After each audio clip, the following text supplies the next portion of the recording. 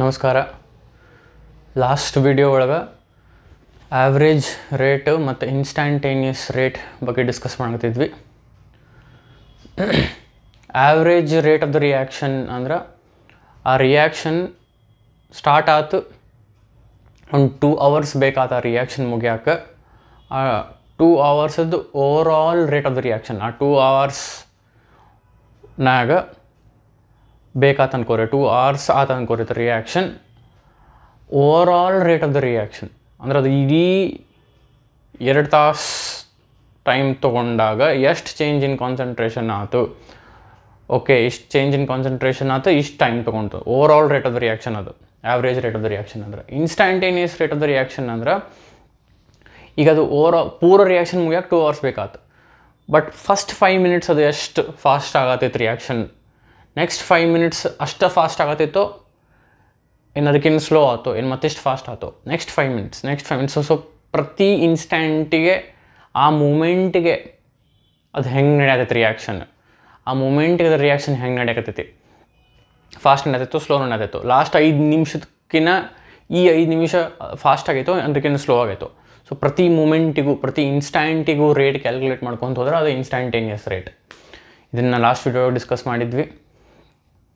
ನಾನು ನಿಮಗೆ ನಿಮ್ಮ ಕಾರ್ ಜರ್ನಿದು ಎಕ್ಸಾಂಪಲ್ ತೊಗೊಂಡಿದ್ದೆ. ನೀವು 4 ದಿವಸ ಟ್ರಿಪ್ಪಿಗೆ ಹೋದ್ರೆ if 40 km/h is your over all speed of the journey, ನೀವು ಇಡೀ 4 days ಅಷ್ಟೇ ಸ್ಪೀಡ್ನಾಗ ಹೋಗಿರಂಗಿಲ್ಲ. ಪ್ರತಿ 5 ನಿಮಿಷಕ್ಕೂ ಅಥವಾ ಪ್ರತಿ 10 ನಿಮಿಷಕ್ಕೂ ನಿಮ್ಮ ಕಾರಿಂದ ಸ್ಪೀಡ್ ಚೇಂಜ್ ಆಕ್ಕೊಂತ ಹೋಗಿರ್ತದೆ. ಸೊ ಪ್ರತಿ 5 ನಿಮಿಷ ಅಥವಾ ಪ್ರತಿ 10 ನಿಮಿಷ ಅಥವಾ ಪ್ರತಿ ಹಾಫ್ ಆನ್ ಅವರಿಗೆ ಒಮ್ಮೊಮ್ಮೆ ನೀವು ರೇಟ್ ಚೆಕ್ ಮಾಡ್ಕೊತ ಹೋದ್ರೆ ಅದು ಇನ್ಸ್ಟ್ಯಾಂಟೇನಿಯಸ್ ರೇಟ್, ಅದು ಇನ್ಸ್ಟ್ಯಾಂಟೇನಿಯಸ್ ಸ್ಪೀಡ್. ಇದ್ರ ಬಗ್ಗೆ ನಾವು ಮಾತಾಡಿದ್ವಿ. ಇಲ್ಲ ಫಾರ್ಮುಲಾಸ್ ಇದನ್ನು ಡಿಸ್ಕಸ್ ಮಾಡಿದ್ವಿ. ಆ rate average average is equals to ಇದು in terms of with respect to reactants ಇದೆ. Change in concentration of reactants divided by change in time. Change in concentration of reactants negative ಇರ್ತೈತೆ, because ಕಡಿಮೆ ಹಾಕೊಂತ ಹೋಗ್ತದೆ time ಆದಂಗೆ ಆ ನೆಗೆಟಿವ್ನ ಹೋಗ್ಸೋಕೆ ಇನ್ನೊಂದು negative. ಇದನ್ನು ನಾವು ಮೊನ್ನೆ ವಿಡಿಯೋ ಒಳಗೆ ಹೇಳಿದ್ದೆ.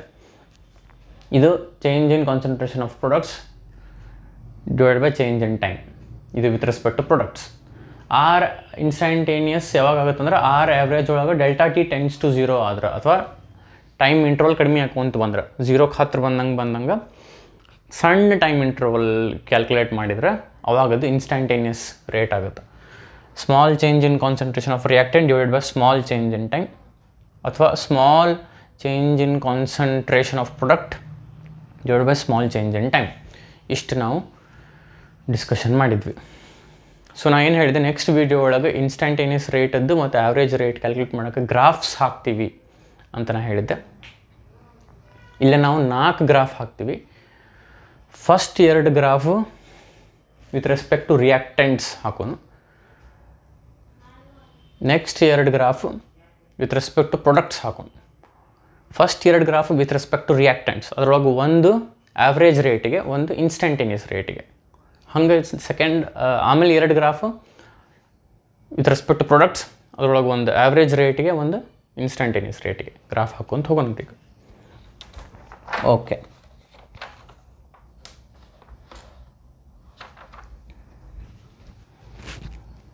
ಇದು ಈಗ ನಾನು ಏನು ಬರ್ತಿದ್ದೆ ಇದು ಆಲ್ರೆಡಿ ನಾನು ಲಾಸ್ಟ್ ವೀಡಿಯೋ ಒಳಗೆ ಇದು ಡಿಸ್ಕಸ್ ಮಾಡಿದ್ವಿ ನಾವು. ಇದಾದಮೇಲೆ ನಾವು ಯೂನಿಟ್ ಆಫ್ ರೇಟ್ ಆಫ್ ರಿಯಾಕ್ಷನ್ನು ಡಿಸ್ಕಸ್ ಮಾಡಿದ್ವಿ. ಓಕೆ, ಸೊ ಫಸ್ಟ್ ಗ್ರಾಫನ್ನು ವಿತ್ ರೆಸ್ಪೆಕ್ಟ್ ಟು ರಿಯಾಕ್ಟೆಂಟ್ಸ್ ಹಾಕೋಣ.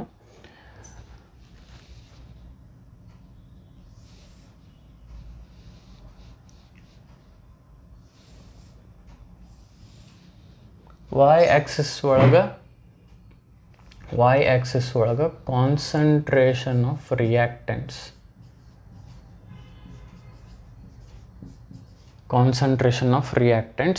x ಆಕ್ಸಿಸ್ ಒಳಗೆ ಟೈಮ್.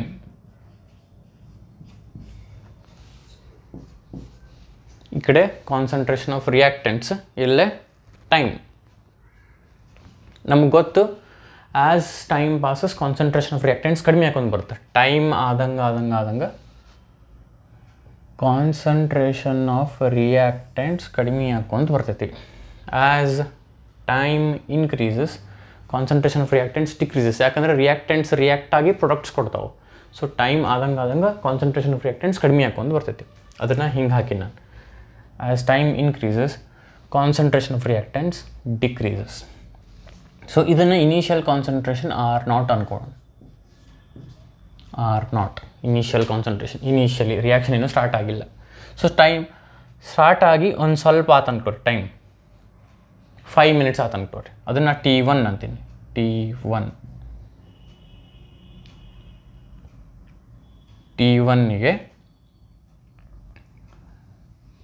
T1ಗೆ ಕಾನ್ಸಂಟ್ರೇಷನ್ R1 ಟೈಮ್ ಇಷ್ಟ ಆತಂದ್ರೆ ಇಲ್ಲಿ 0 ಇತ್ತಾ, ಒಂದು ಇಲ್ಲಿ ತನಕ T1 5 ಮಿನಿಟ್ಸ್ ಅನ್ಕೋರಿ, 0 ಇದ್ದಿದ್ದು 5 ಮಿನಿಟ್ಸ್ ಆತಂದ್ರೆ R0 ಇದ್ದಿದ್ದು R1 ಆತ, ಇಷ್ಟು ಕಡಿಮೆ ಆತ. Because as time increases concentration of reactant decreases. So ಹಿಂಗೆ ಟೈಮ್ ಹಾಕೋಂತ ಹೋತ ಅನ್ಕೋರಿ. T2 5 ಮಿನಿಟ್ಸ್ ಇದ್ದಿದ್ದು 10 ಮಿನಿಟ್ಸ್ ಆತ ಅನ್ಕೋರಿ. T2ಕ್ಕೆ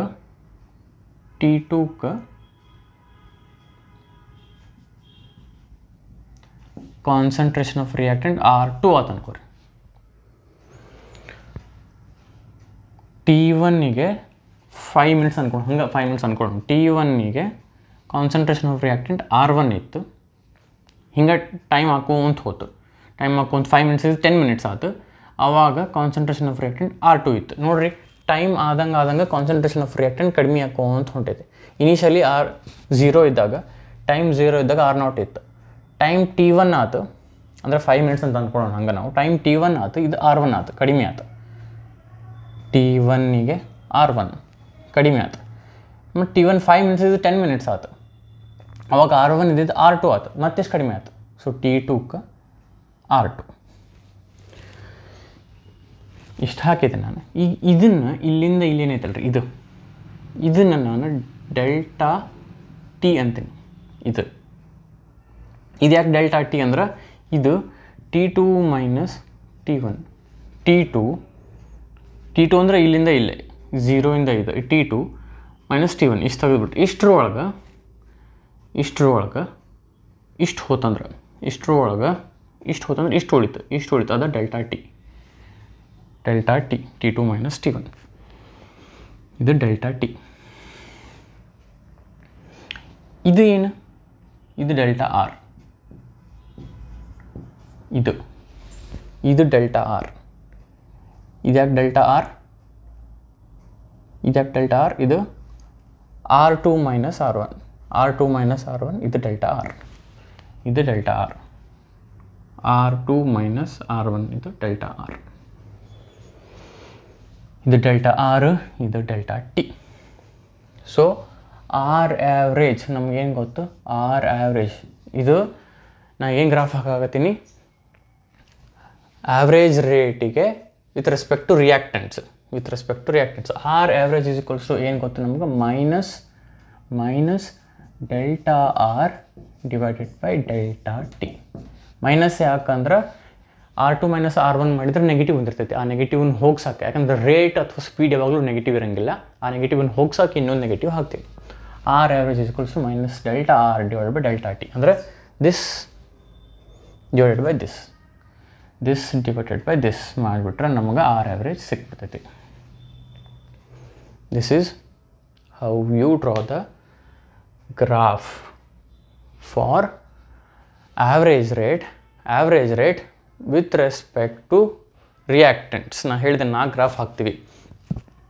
with respect to reactants 2, with respect to products 2.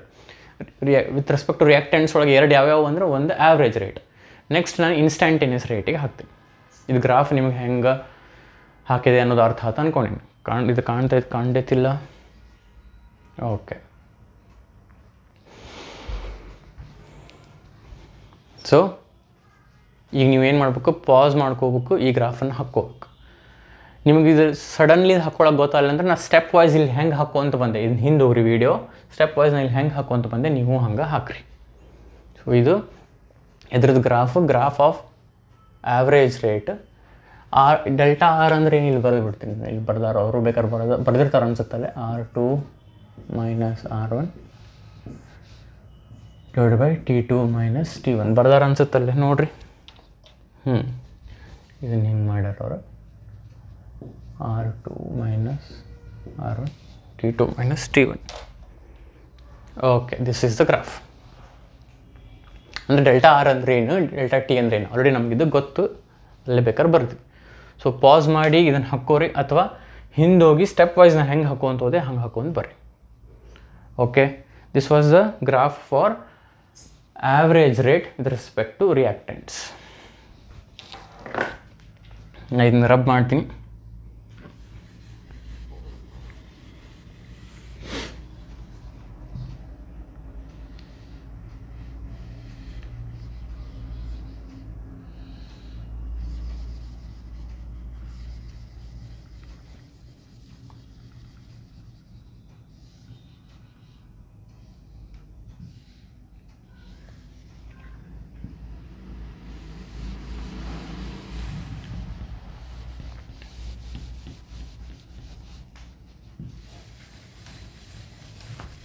Second graph ಹಾಕೋನು. ಈಗ ಸೆಕೆಂಡ್ ಗ್ರಾಫ್ ಹಾಕೋನು. ಈ ಕಡೆ ವೈ ಆಕ್ಸಿಸ್ನಾಗ ಕಾನ್ಸಂಟ್ರೇಷನ್ ಆಫ್ ರಿಯಾಕ್ಟೆಂಟ್ಸ್ ಇರ್ತದೆ, ಸೇಮ್ ಇರ್ತೈತಿ. ಎಕ್ಸ್ ಆಕ್ಸಿಸ್ನಾಗ ಟೈಮ್ ಸೇಮ್ ಇರ್ತೈತಿ. ಇದಕ್ಕೆ ನಾನು ಏನು ಹಾಕಾಕತ್ತೀನಿ, ಇನ್ಸ್ಟಂಟೇನಿಯಸ್ ರೇಟಿಗೆ graph with respect to reactants. As time passes concentration of reactants decreases. Instantaneous rate ಅಂದ್ರೆ ಏನು? ಯಾವುದೋ ಒಂದು ಪರ್ಟಿಕ್ಯುಲರ್ ಇನ್ಸ್ಟ್ಯಾಂಟಿಗೆ ರೇಟ್ ಆಫ್ ದ ರಿಯಾಕ್ಷನ್ ಏನಿತ್ತು ಅಂತ, ಅದು ಇಲ್ಲಿಂದ ಇಲ್ಲಿ ಇಷ್ಟು ಉದ್ದ ರಿಯಾಕ್ಷನ್ ಆಗ್ತದೆ ಅನ್ಕೋರಿ, ಇಷ್ಟು ಟೈಮ್ ತೊಗೊಳತೈತೆ ಅನ್ಕೋರಿ. ನಂಗೆ ಇಲ್ಲಿ ಯಾವುದೋ ಒಂದು ಟೈಮಿಗೆ 0 ಸ್ಟಾರ್ಟ್ ಆಗಿ 40 ಮಿನಿಟ್ಸ್ ತೊಗೊಂತು ಅನ್ಕೋರಿ. ನಂಗೆ 21st ಮಿನಿಟಿಗೆ ಅದ್ರದ್ದು ರೇಟ್ ಬೇಕು. 0 ಮಿನಿಟಿಗೆ ಸ್ಟಾರ್ಟ್ ಆಗಿ 40 ಮಿನಿಟಿಗೆ ಅದು ಕಂಪ್ಲೀಟ್ ಆದ ರಿಯಾಕ್ಷನ್. ನಂಗೆ 21st ಮಿನಿಟಿಗೆ ಅದ್ರದ್ದು ರೇಟ್ ಬೇಕು, ಅದ್ರದ್ದು ಸ್ಪೀಡ್ ಬೇಕು. ಸೊ ನಾನು ಏನು ಮಾಡ್ತೀನಿ, ಯಾವುದೋ ಒಂದು ಪರ್ಟಿಕ್ಯುಲರ್ ಇನ್ಸ್ಟ್ಯಾಂಟಿಗೆ ಇಲ್ಲಿ ಬೇಕು ಅನ್ಕೋರಿ. ಇಲ್ಲಿ ಇವೆಲ್ಲ ತೆಗೆದುಬಿಟ್ರಿ. ಇವು ಆಗಲೇ ನೀವು ಫ್ರೆಶ್ ಗ್ರಾಫ್ ಹಾಕ್ಬೇಕು. ನಾ ಇಲ್ಲೇ ಚೇಂಜ್ ಮಾಡಿ, ನೀವು ಫ್ರೆಶ್ ಗ್ರಾಫ್ ಹಾಕ್ಬೇಕು. ಮತ್ತು ಇನ್ನೊಮ್ಮೆ ಹಿಂಗೆ ಹಾಕ್ಬೇಕು. ಇದನ್ನು ಸೆಕೆಂಡ್ ಗ್ರಾಫ್ ಇದು ಎದ್ರದ್ದು ಆರ್ ಇನ್ಸ್ಟಂಟೇನಿಯಸ್. ಸೊ ಏನು ಮಾಡ್ಬೇಕು ಲಕ್ಷ ಕೊಡ್ರಿ. ನಂಗೆ ಈ ಟೈಮ್ ಯಾವುದೋ ಒಂದು ಟೈಮಿಗೆ ಬೇಕು ಅನ್ಕೋರಿ.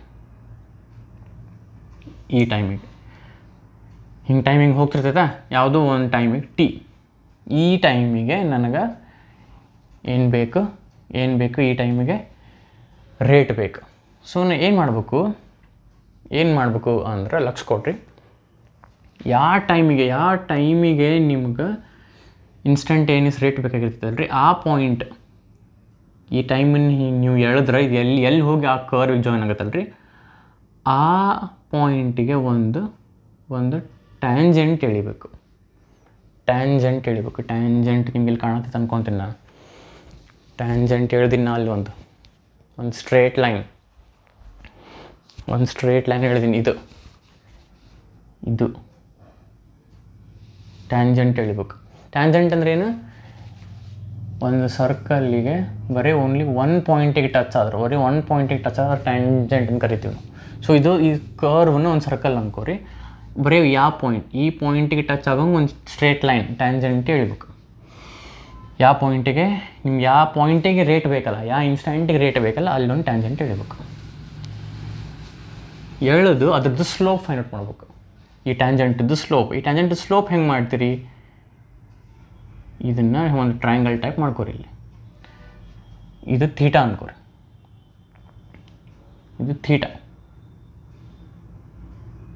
ಇದು ಸಣ್ಣದೇ ಇರುತ್ತೆ ಗ್ರಾಫು. ಯಾಕಂದ್ರೆ ಇದು ಅಗದಿ ಆ ಇನ್ಸ್ಟಂಟಿಗೆ ಬೇಕಲ್ಲ, ಅದಕ್ಕೆ ಸಣ್ಣ ಟೈಮ್ ಇಂಟರ್ವಲ್ಲಿಗೆ ಬೇಕು. ಅದಕ್ಕೆ ಇಲ್ಲಿ ನಾ ಡಿಪೆಕ್ಟ್ ಮಾಡೋ ಲೈನ್ಸು ಸಣ್ಣ ಕಾಣ್ತಾವೆ. ದೊಡ್ಡದು ಹಾಕ್ಬೇಕಾಗಿತ್ತಲ್ರಿ ಅಂತ ಅನ್ಬಾಡ್ರಿ ನೀವು. ಇನ್ನೊಮ್ಮೆ ಹೇಳ್ತೀನಿ ನೋಡ್ರಿ.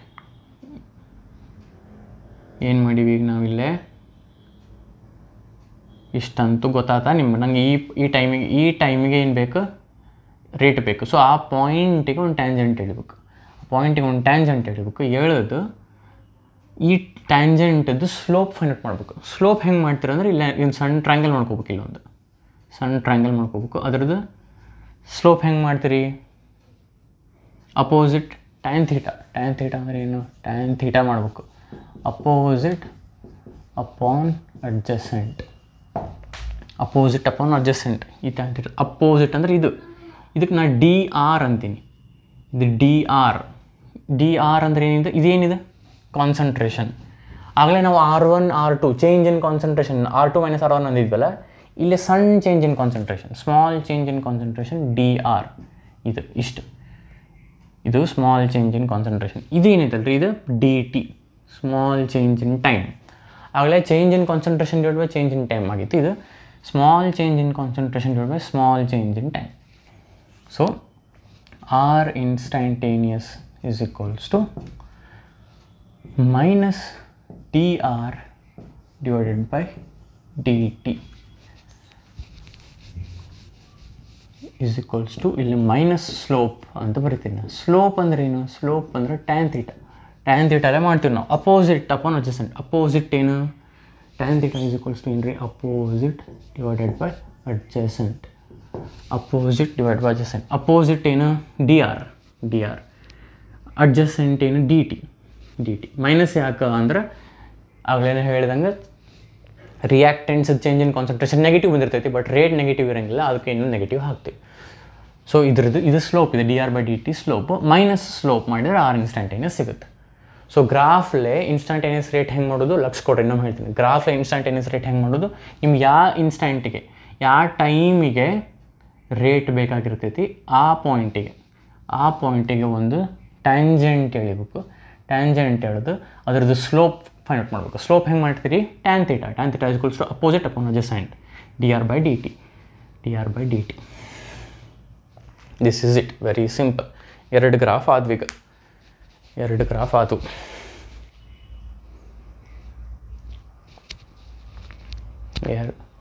ಎರಡು ಗ್ರಾಫ್ ಅದು ಕಾಣತೈತಿಲ್ಲ, ನೋಡತ್ತೀನಿ. ಓಕೆ, ಇದು ನಿಮ್ಗೇನಾರು ಸ್ವಲ್ಪ ಕನ್ಫ್ಯೂಸ್ ಆತಂದ್ರೆ ಇವು ಸಣ್ಣ ಕಾಣತ್ತವು, ಸ್ವಲ್ಪ ದೊಡ್ಡ ಕಾಣುವಲ್ವು ಅಂದ್ರೆ ನಿಮ್ಗೆ ಅಲ್ಲಿ ಆಲ್ರೆಡಿ ಬೇಸ್ ಬುಕ್ನಾಗ ಪೇಜ್ ನಂಬರ್ 88 ಒಳಗೆ, ಬೇಸ್ ಬುಕ್ ಒಳಗೆ ಪೇಜ್ ನಂಬರ್ 5A ಒಳಗೆ ಪೇಜ್ ನಂಬರ್ 88 ಒಳಗೆ ಕೊಟ್ಟಾರ. ಆಗಲೇ ನಾ ಹಾಕಿದ್ದ ಗ್ರಾಫು ಇದು ಕಾಣತೈತಿ ಇಲ್ಲ ಇಲ್ಲಿ. ಆಗಲೇ ನಾ ಹಾಕಿದ್ದ ಗ್ರಾಫು ಇದು. ಆಗಲೇ ನಾ ಹಾಕಿದ್ದು ಗ್ರಾಫ್ ಇದು ಫಸ್ಟ್ ಗ್ರಾಫ್. ಸೆಕೆಂಡ್ ಗ್ರಾಫು ಈಗ ಇದು. ಥರ್ಡ್ ಇದನ್ನು ಹಾಕ್ತೀನಿ, ಫೋರ್ತ್ ಇದನ್ನು ಹಾಕ್ತೀನಿ. ಇವು ಎರಡು ವಿತ್ ರೆಸ್ಪೆಕ್ಟ್ ಟು ರಿಯಾಕ್ಟೆಂಟ್ಸ್. ಇದು average rate with respect to reactants, ಇದು instantaneous rate with respect to reactants. ಇವೆರಡು ಆದ್ವೀಗ. ಈಗ ಇವು ಎರಡು ಹಾಕ್ತೀನಿ ನಾನು.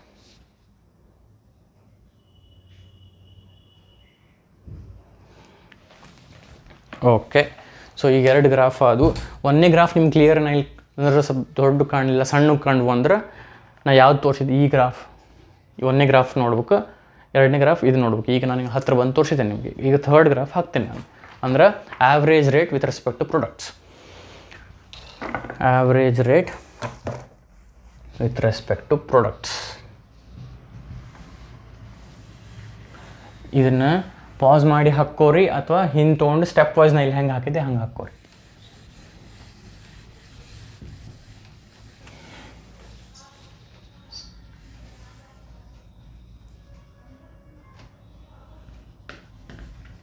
ಈ ಸಿಗಾರ ಏನಾಗತ್ತೆ ರೀ, ಇದು ಥರ್ಡ್ ಗ್ರಾಫ್ ಒಳಗೆ ಕಾನ್ಸಂಟ್ರೇಷನ್ ಆಫ್ ಪ್ರಾಡಕ್ಟ್ಸ್ ಏನಾಗುತ್ತಿದು, ಕಾನ್ಸಂಟ್ರೇಷನ್ ಆಫ್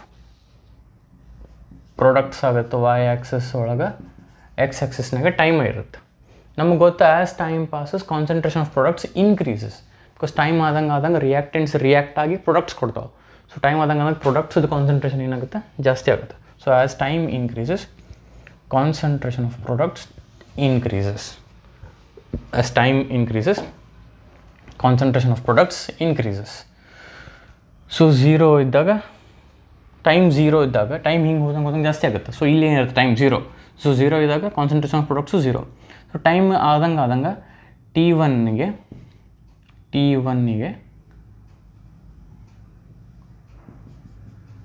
ಇದನ್ನ ಈ ಕಡೆ ಬರೀತೀನಿ ಸ್ವಲ್ಪ. concentration of products ಈ ಕಡೆ ಬರ್ತಾ ಕಾಣುತ್ತಿಲ್ಲ ನಿಮ್ಗೆ. ಓಕೆ, ಟೈಮ್ T1ಗೆ ಇದು P1 concentration of product. Time ಹಿಂಗೆ ಜಾಸ್ತಿ ಹಾಕೋಂತ ಹೋತು. T2ಗೆ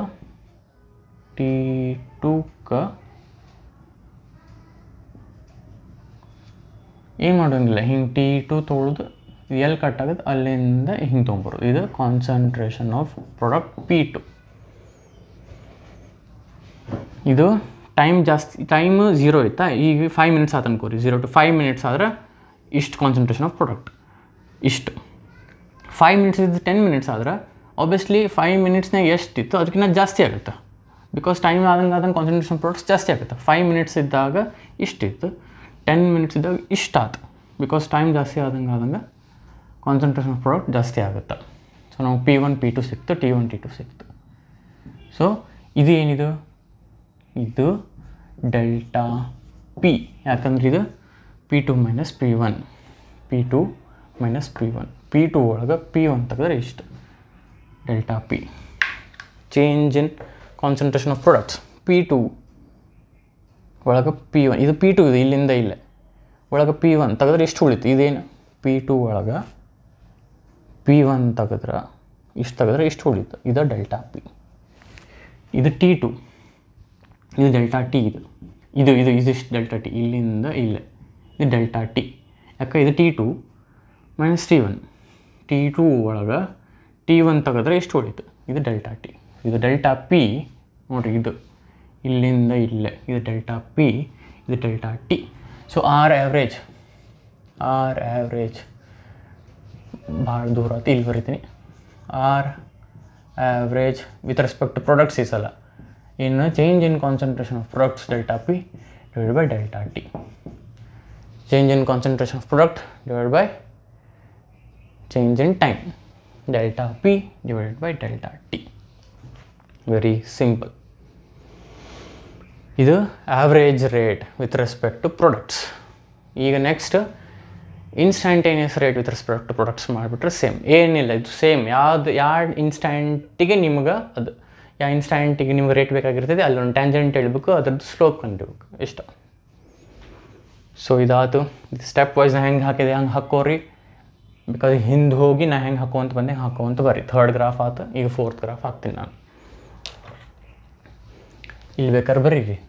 ಡೆಲ್ಟಾ P ಹೆಂಗೆ ಬಂತಿದ್ದು, P2 minus P1 divided by T2 minus T1, T2 minus T1. ಅದು ಕಾಣತೈತಿಲ್ಲ. ಓಕೆ, ಸೊ 3rd ಗ್ರಾಫ್ ಆಯ್ತು. ಇದನ್ನು ನೀವು ಹಾಕೋರಿ, ಪಾಸ್ ಮಾಡಿರಿ, ಹಾಕೋರಿ, ಅಥವಾ ಹಿಂದೆ ಹೋಗಿ ಸ್ಟೆಪ್ ವೈಸ್ ಹಾಕೋಂತ ಬರ್ರಿ. ನಾ 4th ಗ್ರಾಫ್ ಹಾಕ್ತೀನಿ ಅಂತ.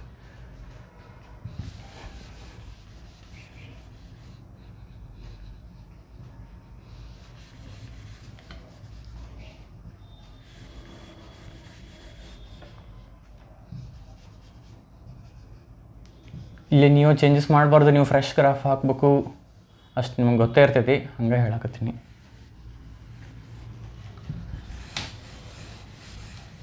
ಓಕೆ, ನಂಗೆ ಯಾವುದೋ ಒಂದು ಟೈಮಿಗೆ ಓಕೆ ನನಗೆ ಯಾವುದೋ ಒಂದು ಈ ಪಾಯಿಂಟಿಗೆ ಬೇಕು ಅನ್ಕೋರಿ. ಈ ಟೈಮಿಗೆ ಇದು T ನಂತ, ಈ ಪಾಯಿಂಟಿಗೆ ನನಗೆ ಯಾವುದೋ ಈ ಟೈಮಿಗೆ ನಂಗೆ ಇನ್ಸ್ಟಂಟೇನಿಯಸ್ ರೇಟ್ ಬೇಕು. 0 to ಆಗ ಹೇಳಿದ್ದೀನಿ 0 to 40 ಮಿನಿಟ್ಸ್ ರಿಯಾಕ್ಷನ್ ಆಗ್ತದೆ ಅನ್ಕೋರಿ. 21st ಮಿನಿಟಿಗೋ 24th ಮಿನಿಟಿಗೋ 26th ಮಿನಿಟಿಗೋ 21st ಅನ್ಕೋರಿ, ಹಂಗೆ 21st ಮಿನಿಟಿಗೆ ನಂಗೆ ರೇಟ್ ಬೇಕು. ಸೊ ಏನು ಮಾಡೋದು, ಆ ಪಾಯಿಂಟಿಗೆ ಇಲ್ಲೇ ಒಂದು ಟ್ಯಾಂಜೆಂಟ್ ಎಳಿಬೇಕು, ಟ್ಯಾಂಜೆಂಟ್ ಎಳೆದು ಅದರದ್ದು ಏನು ಮಾಡ್ಬೇಕು, ಅದರದ್ದು ಸ್ಲೋಪ್ ಫೈಂಡ್ ಔಟ್ ಮಾಡ್ಬೇಕು.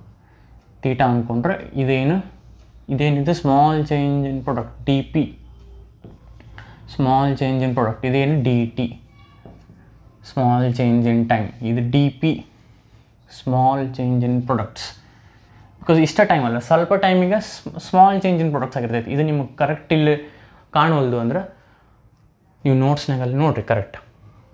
ಇದು ಸ್ಮಾಲ್ ಚೇಂಜ್ ಇನ್ ಪ್ರಾಡಕ್ಟ್, ಇದು small change in time. So R instantaneous is equals to DP divided by DT. Is equals to slope, positive slope. ಈ ಸಲ ನೆಗೆಟಿವ್ ಇಲ್ಲ. ನೆಗೆಟಿವ್ ಯಾಕಿಲ್ಲ ಅಂದರೆ ಇಲ್ಲೇ P2 ಮೈನಸ್ P1 ಮಾಡಿದಾಗ ನೆಗೆಟಿವ್ ಬರೋಂಗಿಲ್ಲ, R2 ಮೈನಸ್ R1 ಮಾಡಿದಾಗ ನೆಗೆಟಿವ್ ಬಂದಿರ್ತೈತೆ. ಆ ನೆಗೆಟಿವ್ ಹೋಗ್ಸಕ್ಕೆ ಇನ್ನೂ ನೆಗೆಟಿವ್ ಹಾಕಿರ್ತೀವಿ. ಸೊ ಇಲ್ಲೇ ನೆಗೆಟಿವ್ ಇಲ್ಲ, ಇಲ್ಲೇ ನೆಗೆಟಿವ್ ಸ್ಲೋಪು ಇಲ್ಲ, ಪಾಸಿಟಿವ್ ಸ್ಲೋಪ್. ಸ್ಲೋಪ್ ಅಂದರೆ ಏನು? Opposite upon adjacent. ಇದು ಥೀಟಾ ಅಂದ್ಕೊಂಡ್ರೆ opposite is D P, opposite divide by adjacent, D P by D T. ಇದು R instantaneous with respect to products. So 4 graph ಹಾಕಿದ್ವಿ. So ನಾವು ಏನು ಮಾಡಿದ್ವಿ ಈ ವಿಡಿಯೋ ಒಳಗೆ, first 2 graph with respect to reactants, average rate, instantaneous rate. ಆಮೇಲೆ second 2 graph, ಆಮೇಲೆ 2 graph, third ಮತ್ತು fourth graph with respect to products. First average rate, ಆಮೇಲೆ ಇನ್ಸ್ಟಂಟೇನಿಯಸ್ ರೇಟ್. 4 ಗ್ರಾಫ್ ಹೆಂಗೆ ಹಾಕ್ಬೇಕು ಡೀಟೇಲಾಗಿ ಎಕ್ಸ್ಪ್ಲೇನ್ ಮಾಡೀನಿ. ಈ ಗ್ರಾಫನ್ನು ನೀವು ಹಾಕಿ ಪ್ರಾಕ್ಟೀಸ್ ಮಾಡಿರಿ. ಇದು ವಿಡಿಯೋ ನೋಡಿದ ಮೇಲೆ ಅರ್ಥ ಮಾಡ್ಕೊಂಡ್ಮೇಲೆ ಹಾಕಿ ಪ್ರಾಕ್ಟೀಸ್ ಮಾಡಿರಿ.